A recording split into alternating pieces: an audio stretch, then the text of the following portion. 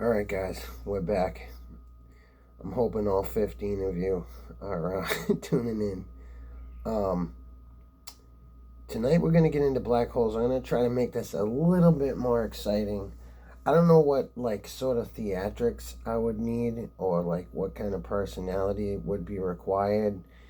I mean, I can only be myself. I mean, I'm not seeing any clicks at all. Like, I would understand if like 35 or 50 people clicked and they were like, this is boring, I'm not into this, or I don't like this guy's funny looking, or whatever the case, and they just click off.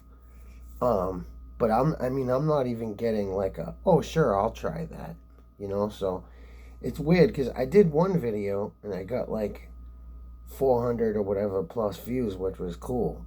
And like I've gotten views before. I'm actually a YouTuber. I have another channel that did not exceptionally well, but okay for a small channel, like under 10K, but like pushing close to 10K, and maybe like 8 million views overall. So to me, I felt legitimate in the art form that I was in.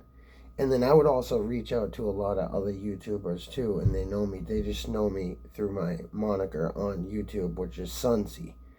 But anyways, are you guys noticing society's changing a lot? Like, does it seem like something weird is going on? Because I don't know. When I go out, I don't recognize like what I used to see. I don't even know how to describe it, but like people are rude. You go in a store, they take like extra time, like they don't care. They'll cut you off, they'll go in front of you. Like people that that might like reach out and be like, hey, how the heck are you? Don't. And like, I haven't talked about the accident because here's the thing, right? I don't like how people can run narratives. Like, it might be deep to me and I might want to talk about the accident, but I can't because, and this is weird because back in the day when you watch TV, you would watch it and then you'd think what you thought about the show. And maybe if you guys had popcorn or you talked after the show, you might, be like, well, what'd you think of it or whatever. But like nowadays, you get that, plus you get another guy narrating over the top saying, oh, well, this is what you should think about it. So it's a little weird nowadays, but like, I didn't want somebody like I'm purely talking about it because it's like just deep to me and I just want to share it so that maybe someone else can get some sort of benefit from it. And some guy's going to be like, "Oh, he's playing the violin, he's the grifter, this kind of thing." So like I didn't even want to give them that opportunity, you know?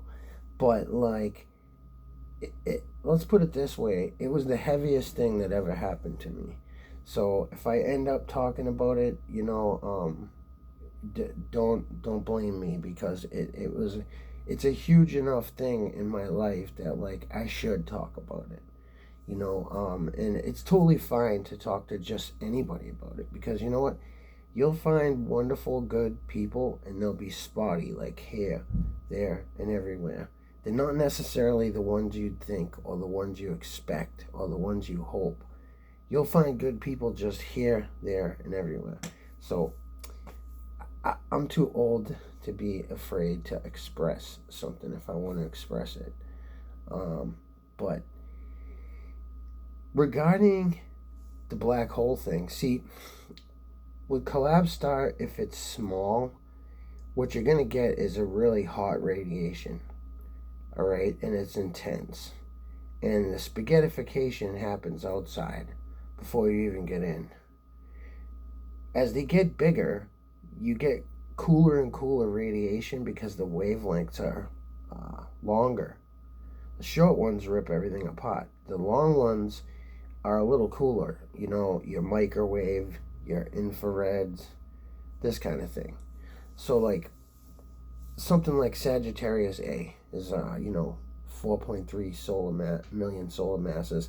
So that would actually have a pretty kind of cool radiation. It would probably almost be like blue light wavelength, or you could even compare some of it to acoustics, actually. But like, yeah, you're talking about, because really, I mean, you have to kind of try to wrap your mind around mass. I think you like we understand mass as like, oh, I put this thing here. Okay, mass. That's a mass. But like, do you understand what mass truly is? So what mass is, and I'll end the video here. Mass actually is, let's say I put something in my hand and move it. The object's resistance to my moving, that's mass. So mass and gravity go together perfectly because they both involve something moving something. And the slipping off part is the falling in part, which is the free fall part, which is then you get into forces, because you're talking about what forces are able to stop it at that point.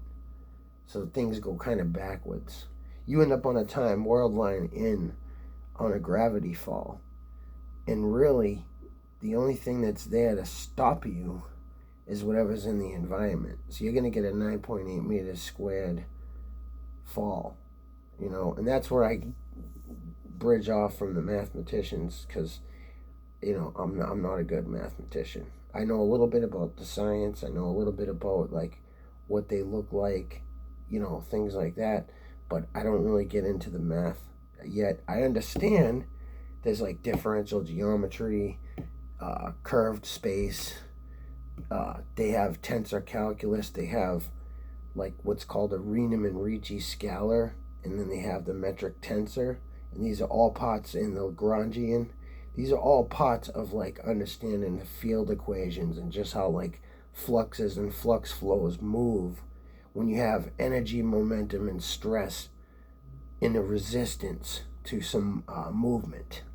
Of course, acceleration is, that's your basic cause of gravity, but you have your cause and your condition, because you also need curved space. Remember, a mass changes the geometry of space, and that's why you get the coming together.